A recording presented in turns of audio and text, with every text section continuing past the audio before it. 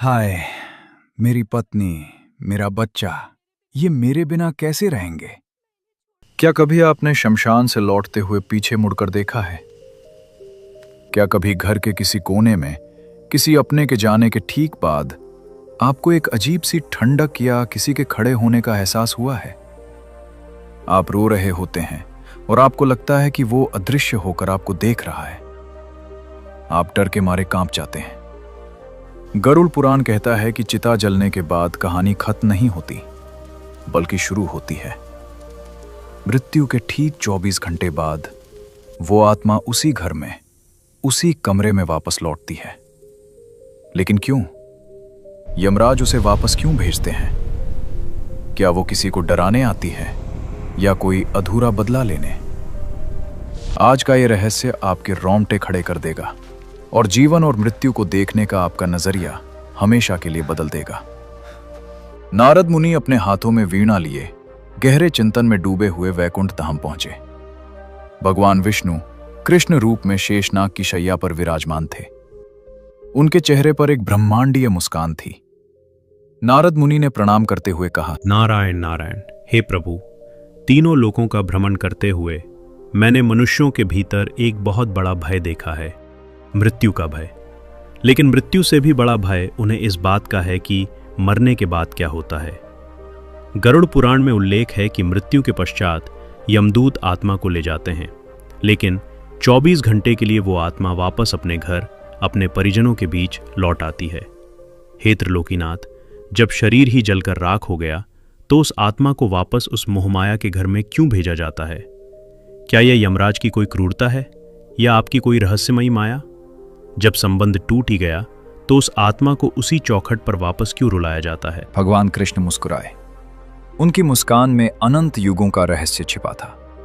उन्होंने कहा, हे देवर्षि नारद, मृत्यु कोई क्रूरता नहीं है और ना ही यमराज का कोई भी विधान बिना कारण के होता है। मनुष्य का सबसे बड़ा रोग मृत्यु नहीं है, मनुष्य का सबसे बड़ा रोग है मोह। और मृत्यु के बाद आत्मा का 24 घंटे के लिए घर लौटना उसी मोह की सबसे कड़वी लेकिन सबसे सच्ची औषधि है।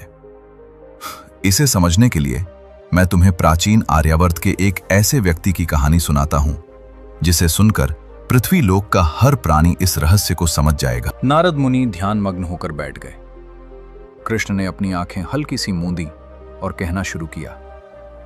प्राचीन काल में अवंतिका नगरी में शूरवीर नाम का एक अत्यंत धनी और प्रतापी व्यापारी रहता था।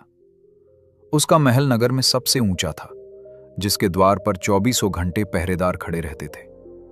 उसके पास अपार धन था, इतना कि वो राजाओं को भी कर्ज दिया करता था। एक अत्यंत सुंदर पत्नी और 2 युवा आज्ञाकारी पुत्र उसके इस साम्राज्य के वारिस थे। शूरवीर को अपने धन और अपने रसूख पर इतना घमंड था कि उसे लगता था जैसे उसने समय को भी मुट्ठी में कैद कर लिया है। वो अक्सर सोचता, ये मेरा परिवार, ये मेरी दौलत, सब मेरे इशारों पर नाचते हैं। मेरे बिना तो इस घर का, इस पूरे व्यापार का एक पत्ता भी नहीं हिल सकता। उसका मोह उसकी आत्मा पर एक मोटी काई की तरह जम चुका था। एक रात अमावस्या का गहरा अंधकार छाया हुआ था। बाहर तेज हवाएं चल रही थीं, लेकिन शूरवीर अपने शयन कक्ष के गुप्त तहखाने में बैठा था। उसके सामने सोने के सिक्कों और आभूषणों से भरा एक बड़ा संदूक खुला था। वो सिक्कों को अपने हाथों से खनखना रहा था। उसकी आंखों में लालच की एक अजीब सी चमक थी। कल उसे एक बहुत बड़ा सौदा करना था, जिससे उसकी संपत्ति दोगुनी होने वाली थी। तभी अचानक सब कुछ थम गया। शूरवीर के बाएं हाथ से सोने के सिक्के छूटकर फर्श पर गिर पड़े। खनन खनन खनन। अचानक उसके सीने के बाईं ओर एक ऐसी भयानक पीड़ा उठी, मानो किसी ने एक साथ 1000 लोहे की गर्म सलाखें उसके हृदय में उतार दी हों। उसका दम घुटने लगा, माथे पर ठंडा पसीना छलक आया। उसने चाहा कि वो जोर से चीखे, बचाओ, कोई मुझे बचाओ। वो अपनी पत्नी को पुकारना चाहता था, अपने बेटों को आवाज देना चाहता था, लेकिन उसके गले से केवल घरघराहट की एक घुटती हुई आवाज निकली। वो संदूक का कोना पकड़कर उठने की कोशिश करने लगा, लेकिन उसके पैर सुन्न हो चुके थे। उसकी आंखों के सामने अंधेरा छाने लगा उसने अपना हाथ सोने के सिक्कों की ओर बढ़ाया, जैसे वो उन्हें अपने साथ ले जाना चाहता हो, और अगले ही पल एक भारी धड़ाम की आवाज के साथ शूरवीर का स्थूल शरीर फर्श पर निर्जीव होकर गिर पड़ा। वो धन जिसका उसे इतना गुमान था, उसी के सीने के नीचे बिखरा पड़ा था। कुछ क्षणों तक गहरा सन्नाटा रहा और फिर शूरवीर ने अपनी आंखें खोली। उसने खुद को हवा में तैरते हुए पाया। उसे बहुत हल्का महसूस हो रहा था, जैसे शरीर का सारा बोझ उतर गया हो। कोई दर्द नहीं था, कोई पीड़ा थी। उसने नीचे देखा और उसके रोंगटे खड़े हो गए। उसने देखा कि फर्श पर एक शरीर पड़ा है। उसने ध्यान से देखा। अरे, ये तो मेरा ही शरीर है। मेरी आंखें खुली की खुली रह गई हैं और मेरे हाथ सिक्कों को जकड़े हुए हैं। तभी तहखाने का दरवाजा खुला। उसकी पत्नी और बेटे दौड़ते हुए अंदर आए। उसके शरीर को देखकर उसकी पत्नी ने एक दिल दहला देने वाली चीख मारी और छाती पीट पीट कर रोने लगी। उसके बेटे पिताजी पिताजी चिल्लाते हुए विलाप करने लगे। पूरे महल में हाहाकार मच गया। शूरवीर ये सब ऊपर से देख रहा था। वो हड़बड़ा गया। वो नीचे उतरा और अपनी पत्नी के कंधे को पकड़कर जोर से चिल्लाया, अरे रोती क्यों है? मैं मरा नहीं हूं, मैं यहां हूं, तुम्हारे ठीक सामने, मुझे देखो। लेकिन उसकी पत्नी ने कोई प्रतिक्रिया नहीं दी। शूरवीर ने अपने बेटों को गले लगाना चाहा, लेकिन उसके हाथ धुएं की तरह उनके शरीर के आर पार हो गए। कोई उसे सुन नहीं पा रहा था, कोई उसे देख नहीं पा रहा था। वो चीखता रहा, चिल्लाता रहा, लेकिन उसकी आवाज उस कमरे की दीवारों से टकराकर शून्य में विलीन हो रही थी। तभी उस कमरे का तापमान अचानक गिर गया। हवा में एक अजीब सी सड़न और बर्फ जैसी ठंडक फैल गई। शूरवीर ने मुड़कर देखा। कमरे के उस अंधेरे कोने से दो अत्यंत भयानक विशाल आकृतियां बाहर निकल रही थीं। उनका रंग अमावस्या की रात से भी ज्यादा काला था। उनके नेत्र दहकते हुए अंगारों के समान लाल थे। उनके बाल ऊपर की ओर उठे हुए थे और उनके हाथों में एक अजीब सा चमकता हुआ कालपाश रस्सी था। वे कोई इंसान नहीं थे, वे यमराज के दूत थे। शूरवीर डर के मारे कांपने लगा। वो पीछे खिसकने लगा। यमदूतों ने एक कर्कश गूंजती हुई आवाज में कहा, शूरवीर, तेरा समय और तेरी सांसें दोनों समाप्त हो चुके हैं। अब तेरा यहां कोई नहीं है। इतना कहते ही एक यमदूत ने अपना काल पाश फेंका। वो पाश एक आग के घेरे की तरह शूरवीर की उस अंगूठे के आकार की सूक्ष्म आत्मा के गले में जाकर कस गया। शूरवीर तड़प उठा। शूरवीर गिड़गिड़ाने लगा, नहीं, छोड़ो मुझे, मुझे कहां ले जा रहे हो? मेरा इतना बड़ा व्यापार है, कल मुझे एक सौदा करना है। मेरे बच्चे अभी नासमझ हैं, मेरी पत्नी मेरे बिना मर जाएगी। मुझे अभी नहीं जाना। मैं तुम्हें अपना सारा सोना दे दूंगा, बस मुझे मेरे शरीर में वापस डाल दो। यमदूतों ने एक भयानक अट्टहास किया। मूर्ख प्राणी, तू जीवन भर मिट्टी को सोना समझकर बटोरता रहा और अब मिट्टी हो जाने पर भी तेरा मोह नहीं छूट रहा। इस ब्रह्मांड की कोई दौलत यमराज का विधान नहीं बदल सकती। चल दक्षिण की ओर।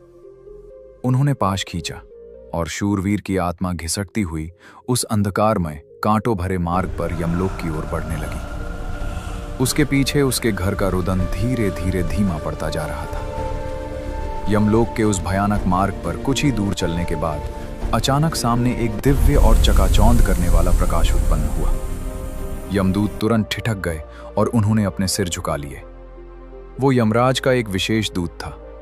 उस विशेष दूत ने शूरवीर की कांपती हुई आत्मा की ओर देखा और गंभीर मेघ के समान गूंजते स्वर में कहा, रुको, धर्मराज का आदेश है।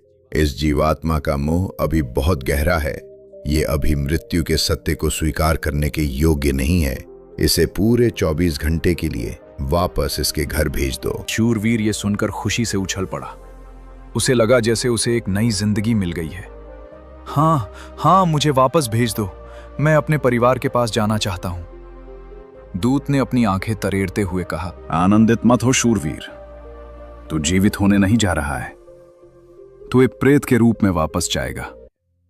तू उन्हें देखेगा पर वो तुझे नहीं देखेंगे। तू बोलेगा पर वो नहीं सुनेंगे। धर्मराज ने तुझे मोह के 5 द्वारों को पार करने के लिए भेजा है।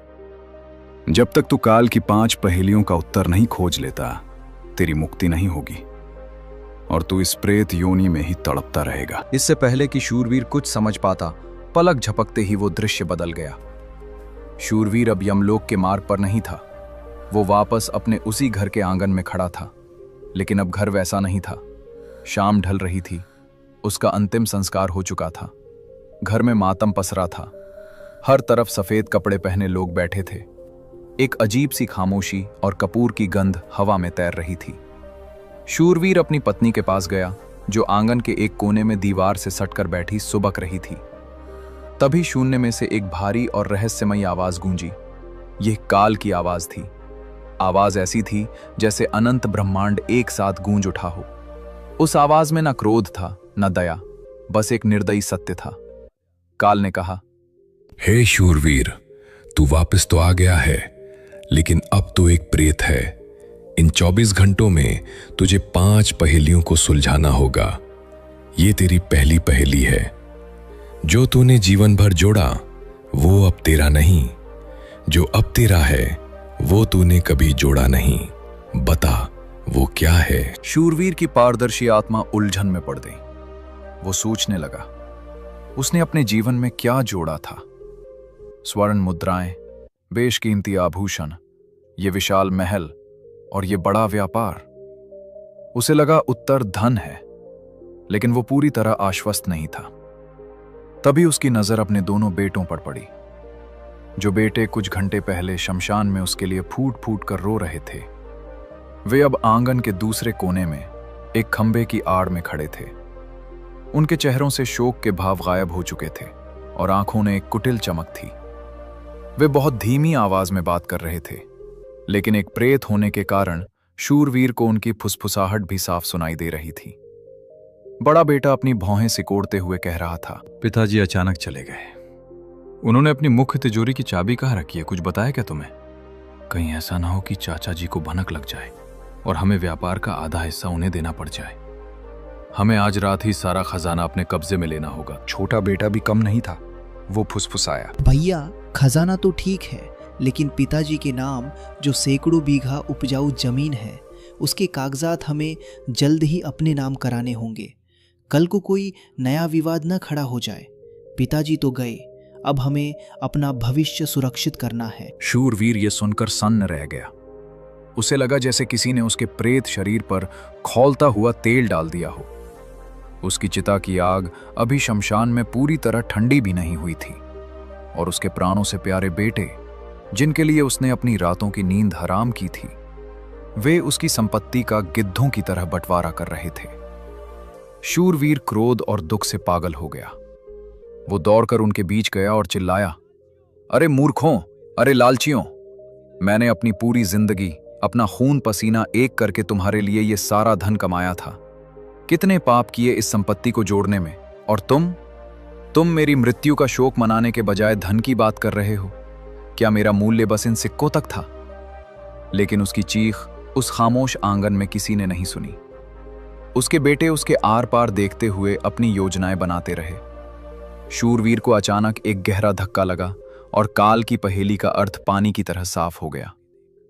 उसने अपनी पारदर्शी हथेलियों को देखा और शून्य में देखते हुए रुंधे गले से कहा, धन और संपत्ति, जो भौतिक संपत्ति मैंने जीवन भर बेईमानी और लालच से जोड़ी, वो अब मेरी नहीं है। वो यहीं इस मिट्टी में रह गई। और जो अब मेरा है वो मेरे कर्म है, मेरे पाप है, जिनके बारे में मैंने जीवन भर कभी नहीं सोचा। मैंने केवल पाप और अंधा मोह जोड़ा, जो अब मेरे साथ यमलोक जाएगा। काल की आवाज फिर से गूंजी, लेकिन इस बार उसमें एक हल्की सी स्वीकृति थी। सत्य कहा, तेरी मोह की पहली बेड़ी टूट गई। अब आगे देख। रात बहुत गहरी और स्याह हो चुकी थी। महल के दिए एक एक करके बुझ रहे थे। शूरवीर का प्रेत मन बहुत बेचैन था। अपनों के धोखे ने उसे तोड़ दिया था। वो उदास कदमों से अपनी पत्नी के कमरे की ओर गया। उसे लगा कि शायद दुनिया में एक वही है जो उससे सच्चा प्रेम करती है। वो अपनी पत्नी को गले लगाना चाहता था, उसके आंसू पोंछना चाहता था, उसे सांत्वना देना चाहता था कि वो अभी भी यहीं है। उसने देखा कि उसकी पत्नी पलंग के एक कोने में सिकुड़ कर बैठी है। उसकी आंखें रो रो कर सूज गई थीं। शूरवीर का हृदय छलनी हो गया। वो धीरे से उसके पास गया। उसने बड़े प्रेम से अपना हाथ अपनी पत्नी के कांपते हुए कंधे पर रखा। लेकिन ये क्या? उसका हाथ बिना किसी रुकावट के उसकी पत्नी के शरीर के आर पार हो गया, जैसे वो किसी धुएं को छूने की कोशिश कर रहा हो। शूरवीर ने घबराकर दोनों हाथों से उसे पकड़ना चाहा, लेकिन वो कुछ भी महसूस नहीं कर सका। न वो गर्माहट, न वो कोमलता जो कभी उसकी हुआ करती थी। उसी पल खिड़की से हवा का एक ठंडा झोंका अंदर आया। शूरवीर की पारदर्शी उपस्थिति से कमरे का तापमान वैसे ही गिर गया था। पत्नी को अचानक बहुत ठंड लगी। उसके रोंगटे खड़े हो गए। उसने कांपते हुए पास रखी एक मोटी चादर उठाई और खुद को अच्छी तरह ओढ़ लिया, लेकिन वो अपने ही पति के उस स्पर्श को बिल्कुल महसूस नहीं कर सकी जो उसके ठीक सामने खड़ा बिलख रहा था। शूरवीर तड़प उठा। वो अपनी ही पत्नी के लिए हवा का एक सर्द झोंका मात्र बनकर रह गया था। तभी शून्य को चीरते हुए काल की आवाज फिर गूंजी। ये दूसरी पहेली थी।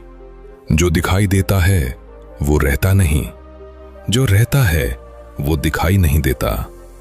तू जिसे छूना चाहता है वो मिट्टी है, और जो तू स्वयं है वो सत्य है। बता, इस घड़े और जल में तेरा क्या है? शूरवीर फूट फूट कर रोने लगा।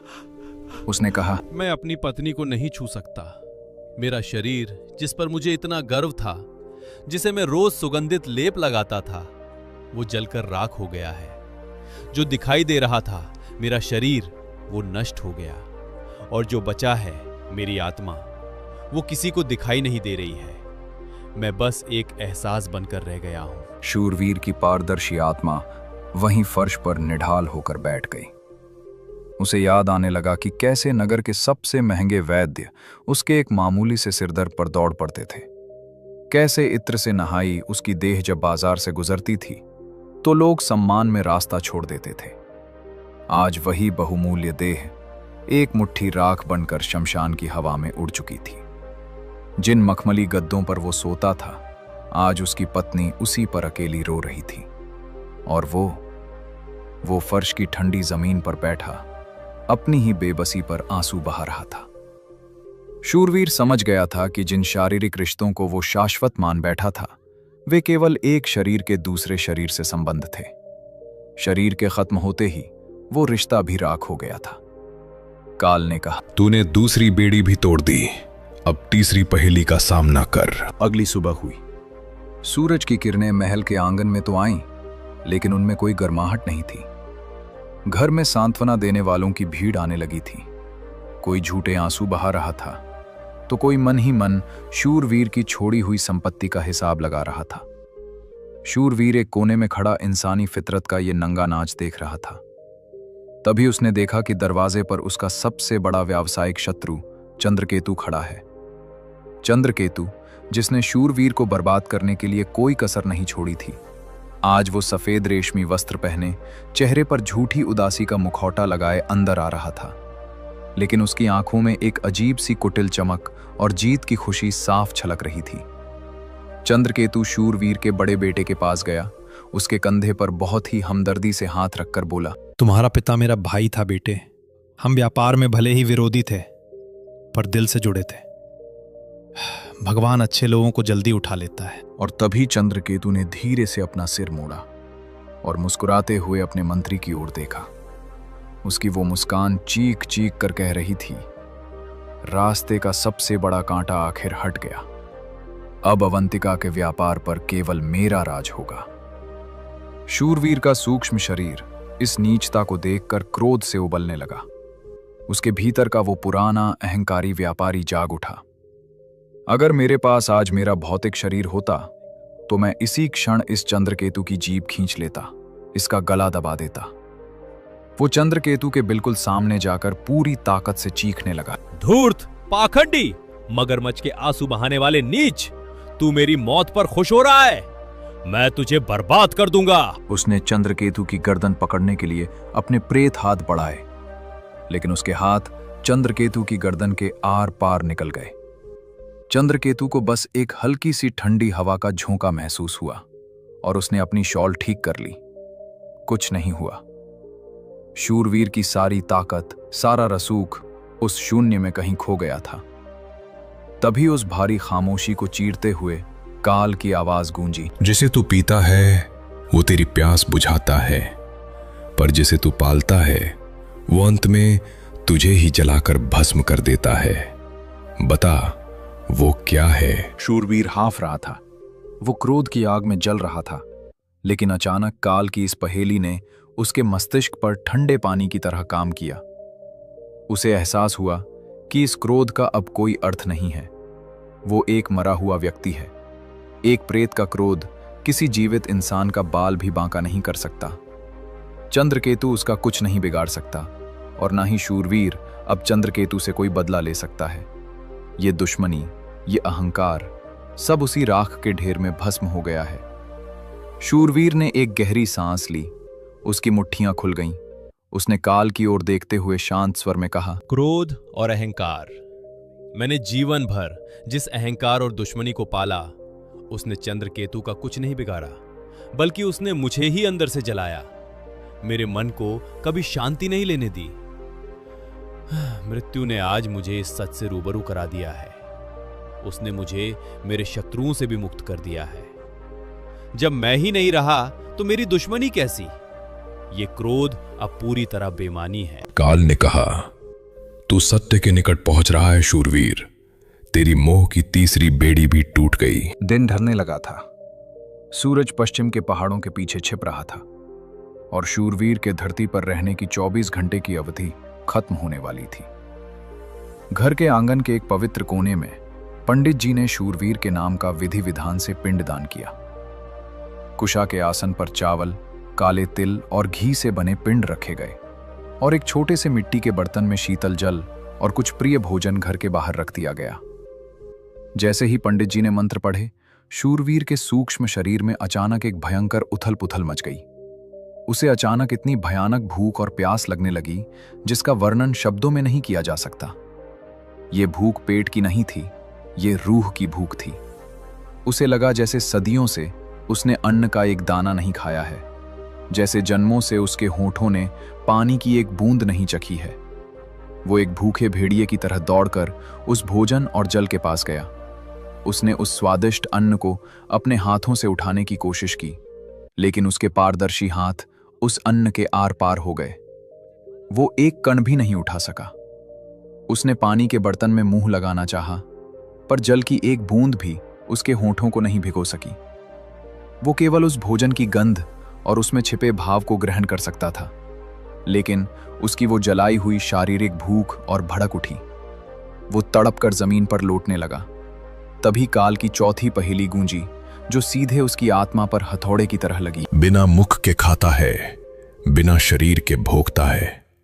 जो दिया जाए वो कम है, और जो ना दिया जाए तो ये चिता से भी ज्यादा जलाता है। बता वो क्या है? शूरवीर उस भयंकर दर्द से करा रहा था। उसकी प्रेत आंखों से अदृश्य आंसू बह रहे थे। उसे समझ आ गया कि शरीर जलने के बाद जो भूख लगती है वो शरीर की नहीं होती। उसने कांपते हुए कहा, वासना, तृष्णा और इच्छाएं। मेरा शरीर नष्ट हो गया है, मेरा पेट राख बन चुका है, लेकिन मेरी इच्छाएं, मेरे चटोरेपन की आदतें, मेरे भोग विलास की वासनाएं अभी भी मेरे सूक्ष्म शरीर में जिंदा है। मुझे बेतहाशा भूख लग रही है। मैं सब कुछ देख रहा हूं, लेकिन मैं खा नहीं सकता, क्योंकि मेरे पास वो साधन यानी शरीर नहीं है।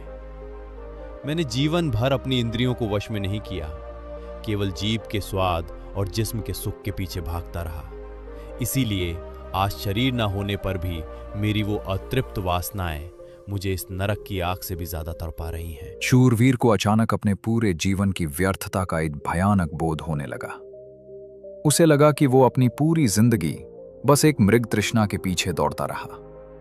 इस चौथी पहेली के सुलझते ही उसके मन से एक बहुत भारी बोझ उतर गया। वो एक एक करके अपने सारे सांसारिक मोह छोड़ रहा था। उसे अब न अपने कपटी बेटों की तिजोरी की चिंता थी, न पत्नी के उस भौतिक स्पर्श की चाहत थी जिसे वो कभी अपना मानता था, न अपने कट्टर शत्रु चंद्रकेतु के अहंकार को तोड़ने की इच्छा थी, और न ही अब उसे उस रखे हुए अन्न की कोई वासना थी। अब रात का अंधकार बहुत गहरा हो गया था। तारे आसमान में अपनी जगह ले चुके थे और 24 घंटे पूरे होने में कुछ ही क्षण शेष थे।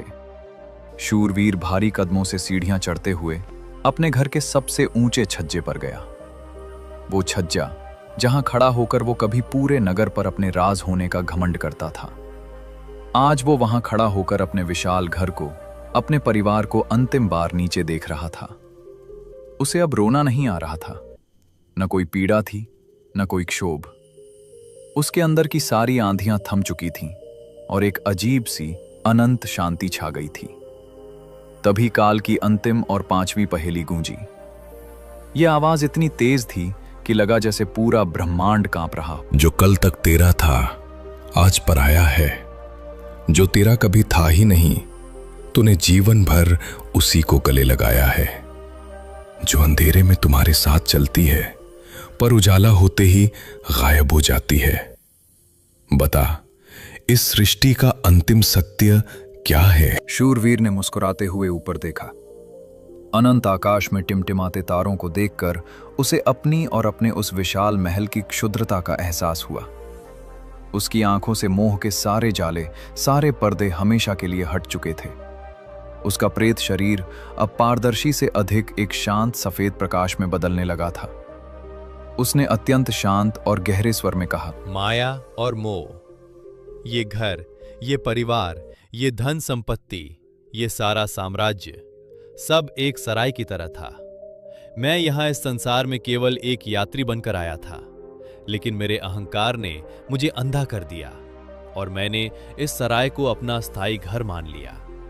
ये परिवार मेरा नहीं था, ये रिश्ते मेरे नहीं थे, ये केवल मेरे पूर्व जन्मों के ऋण और कर्मों का हिसाब चुकाने के लिए एक साथ आए थे। जिसे हम प्यार कहते हैं, वो अक्सर केवल ऋणानुबंध होता है। जैसे ही मेरे कर्मों का लेन देन खत्म हुआ, मेरी सांसों का धागा टूट गया और सारे संबंध पल भर में राख हो गए। अंतिम सत्य केवल ये है कि जीव अकेला मुट्ठी बांधे इस संसार में आता है और खाली हाथ अकेला ही लौट जाता है। बाकी सब एक भ्रम है, एक परछाई है जो अज्ञान के अंधेरे में हमारे साथ साथ चलती है, हमें डराती है, हमें भरमाती है। लेकिन जैसे ही मृत्यु के बाद परम ज्ञान का उजाला होता है, वो माया रूपी परछाई सदा के लिए गायब हो जाती है। जैसे ही शूरवीर के मुख से ये परम ज्ञान के शब्द निकले, उसके घर का सारा दृश्य, वो आंगन, वो रोती हुई पत्नी, वो लालची बेटे, सब कुछ धुएं की तरह हवा में वाष्पित होकर गायब हो गया। एक दिव्य अलौकिक प्रकाश प्रकट हुआ, जिसकी चमक करोड़ों सूर्यों के समान थी, फिर भी आंखों को शीतलता दे रही थी। यमदूत, जो कुछ समय पहले उसे अत्यंत भयानक, क्रूर और काले लग रहे थे, अब शांत और सौम्य खड़े थे। शूरवीर को अब उनमें कोई भय नहीं, बल्कि मुक्ति का मार्ग दिखाई दे रहा था। शूरवीर के मन में अब वापस उस घर की सीढ़ियां उतरने की या किसी को पुकारने की कोई इच्छा नहीं बची थी। उसने पीछे मुड़कर अपने उस घर को, अपनी उस दुनिया को एक बार भी नहीं देखा। उसने अपने दोनों हाथ जोड़े और एक परम संतोष के साथ खुशी खुशी उन यमदूतों की ओर अपने कदम बढ़ा दिए, अपनी आगे की अनंत कर्म यात्रा के लिए। इतना कहकर भगवान कृष्ण रुके। उनके रुकते ही वैकुंठ धाम में एक ऐसी पूर्ण और अगाध शांति छा गई, जिसे केवल महसूस किया जा सकता था। देवर्षि नारद मुनि, जो तीनों लोकों के ज्ञाता थे, आज एक बालक की तरह सुबक रहे थे। उनके नेत्रों से अश्रु बहकर उनकी वीणा के तारों पर गिर रहे थे, जिससे एक करुण राग उत्पन्न हो रहा था। कृष्ण ने अत्यंत करुणा और प्रेम से नारद की ओर देखा और गंभीर, सागर जैसी गहरी आवाज में कहा, नारद, मृत्यु कोई अंत नहीं है, मृत्यु केवल एक द्वार है। जब मृत्यु होती है तो आत्मा का भौतिक शरीर से संबंध तो तुरंत टूट जाता है, प्राण एक झटके में निकल जाते हैं, लेकिन मन का, उस गहरे मोह का, उन यादों का संबंध तुरंत नहीं टूटता। आत्मा उस शरीर में, उस घर में इतने वर्षों तक रही होती है कि वह मृत्यु को स्वीकार ही नहीं कर पाती। अगर यमदूत उस भ्रांत आत्मा को मृत्यु के तुरंत बाद सीधा यमलोक या अगले सफर पर ले जाएं, तो वह आत्मा वियोग के दुख को सह नहीं पाएगी। वह छटपटाएगी, वह बार बार पीछे भागेगी और अपने परिजनों के मोह में पागल हो जाएगी। इसलिए परमेश्वर के इस ब्रह्मांडीय विधान के अनुसार उस आत्मा को पूरे 24 घंटे के लिए वापस उसके घर, उसके लोगों के बीच भेजा जाता है। यह यमराज की कोई क्रूरता या सजा नहीं है नारद, यह मोहभंग की एक अत्यंत आवश्यक और पवित्र प्रक्रिया है। यह आत्मा को दी जाने वाली एक कड़वी लेकिन सत्य की औषधि है। जब वह आत्मा घर लौटती है तो वो एक प्रेत बनकर देखती है कि उसके जाने के बाद दुनिया एक पल के लिए भी रुकी नहीं। सूरज समय पर उगा है, हवा वैसे ही चल रही है। वो देखती है कि जो बेटा कल तक श्मशान में उसकी चिता के सामने छाती पीट पीट कर रो रहा था, वो आज भूख लगने पर शांति से खाना खा रहा है और अपने भविष्य की योजनाएं बना रहा है। वो देखती है कि जिस धन को उसने जीवन भर अपनी छाती से लगाकर रखा था, जिसके लिए उसने धर्म अधर्म सब बुला दिया था, आज उसी धन पर दूसरों का अधिकार हो रहा है। उसके नाम की पट्टियां मिटाई जा रही हैं। वो देखती है कि वो चीख रही है पर कोई उसकी बात नहीं सुन रहा। वो छूना चाहती है पर कोई उसे महसूस नहीं कर सकता। ये 24 घंटे उस आत्मा के लिए एक निर्मम आईना होते हैं। वो तड़पती है, वो रोती है, वो विद्रोह करती है, लेकिन धीरे धीरे जैसे जैसे समय बीतता है उसके अंदर का वो झूठा पर्दा जलने लगता है। उसे यह परम सत्य समझ आने लगता है कि अब उसका इस संसार से, इन रिश्तों से कोई वास्ता नहीं है। उसका मोह टूटने लगता है, उसकी उम्मीदें राख होने लगती हैं और इसी मोहभंग से उसे वैराग्य प्राप्त होने लगता है। और जब 24 घंटे बाद यमदूत उसे अंतिम बार लेने आते हैं तो वह आत्मा किसी से नहीं लिपटती। वह बिना किसी विरोध के, बिना किसी चीख पुकार के, बिना किसी मोह के अपने घर की चौखट को हमेशा के लिए खुशी खुशी त्याग देती है। मृत्यु के बाद आत्मा का लौटना उसे डराने या रुलाने के लिए नहीं, बल्कि उसे इस सांसारिक जेल से हमेशा के लिए मुक्त करने के लिए होता है। इसीलिए हे देवर्षि, हिंदू धर्म में मृत्यु के बाद के संस्कार जैसे पिंडदान, दशगात्र और तेरहवी किए जाते हैं। ये केवल कर्मकांड नहीं है, ये उस भटकती, मोहग्रस्त आत्मा को यह स्पष्ट संदेश देने के तरीके हैं कि हे जीवात्मा, अब तुम्हारा हमसे संबंध केवल श्रद्धा का है, भौतिक नहीं। तुम्हारे शरीर का अंत हो चुका है। हम तुम्हारे नाम का अन्न और जल दे रहे हैं, इसे ग्रहण करो, अपनी क्षुधा शांत करो और अपनी नई यात्रा की ओर बढ़ो। तुम्हारा इस घर से ऋण पूरा हुआ, अब पीछे मुड़कर मत देखो। ये संस्कार आत्मा को मुक्ति का मार्ग दिखाते हैं। नारद मुनि ने कांपते हुए हाथों को जोड़कर कहा, अद्भुत। हे नारायण, आपकी लीला और आपका विधान सत्य में अद्भुत और मंगलकारी है। आज आपने मृत्यु के इस महान गूढ़ रहस्य से पर्दा उठा दिया। प्रभु, जो मनुष्य इस रहस्य को जीते जी समझ लेगा, जो यह जान लेगा कि मृत्यु के 24 घंटे बाद की सच्चाई क्या है और कैसे सब कुछ यहीं छूट जाना है, वह जीवन में कभी किसी वस्तु, धन, सत्ता या व्यक्ति से अंधा मोह नहीं करेगा।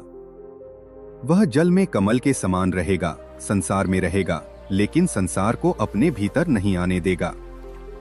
वह जीवन को एक पवित्र कर्तव्य की तरह जिएगा, एक अंधे मोह की तरह नहीं। भगवान कृष्ण ने एक मंद, रहस्यमयी मुस्कान के साथ अपनी कमल नयन आंखें बंद कर ली। उनके आंखें मूंदते ही पूरे वैकुंठ में और वहां से पूरी सृष्टि के कण-कण में एक ही ब्रह्मांडीय गूंज बाकी रह गई, जो अनंत काल तक गूंजती रहेगी।